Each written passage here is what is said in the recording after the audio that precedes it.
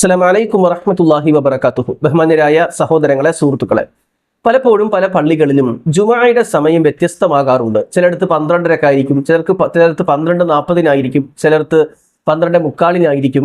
ചില സമയങ്ങളിൽ ബാങ്ക് വിളിക്കുന്നത് എപ്പോഴാണോ അപ്പോഴായിരിക്കും. ഇവിടെ നമ്മൾ മനസ്സിലാക്കേണ്ടത് ദുഹറിന്റെ സമയം എങ്ങനെയാണോ അതുപോലെയാണ് ജുമുഅയുടെ സമയവും.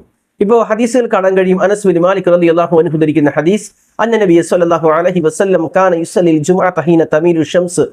റസൂലുള്ളാഹി സ്വല്ലല്ലാഹു അലൈഹി വസല്ലം ജുമാ നമസ്കരിച്ചത് സൂര്യൻ മധ്യാഹ്നത്തിൽ നിന്ന് തെറ്റിയ സമയമാണ്.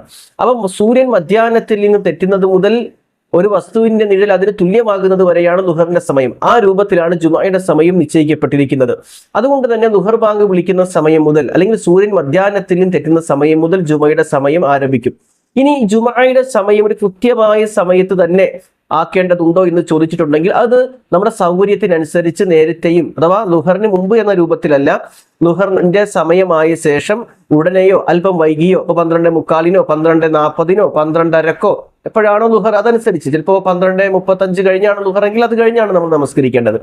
ആ രൂപത്തിൽ വിദ്യാർത്ഥികൾക്ക് വേണ്ടി, ജോലിക്കാർക്ക് വേണ്ടിയൊക്കെ നമുക്ക് സമയം ക്ലിപ്തപ്പെടുത്തുന്നതിൽ വിരോധമില്ല. അതുകൊണ്ടാണ് പല പള്ളികളിലും 12:40, 12:45 ആ രൂപത്തിലുള്ള സമയ വ്യത്യാസങ്ങളൊക്കെ വരുന്നത്. ചില സ്ഥലങ്ങളിലൊക്കെ ബാങ്ക് വിളിക്കുന്ന എപ്പോഴാണോ അപ്പോൾ തന്നെ ജുമാ നമസ്കാരം ആരംഭിക്കുകയും ചെയ്യാറുണ്ട്.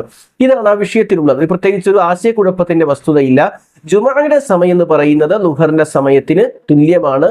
ലുഹറിന്റെ സമയം എപ്പോൾ തുടങ്ങുന്നോ എപ്പോൾ അവസാനിക്കുന്നോ അതുപോലെയാണ് ജുമഅയുടെ സമയവും. ഇതാണ് ഈ വിഷയത്തിലുള്ളത്. അല്ലാഹു അനുഗ്രഹിക്കട്ടെ. അസ്സലാമു അലൈക്കും വറഹ്മത്തുള്ളാഹി വബറകാതുഹു.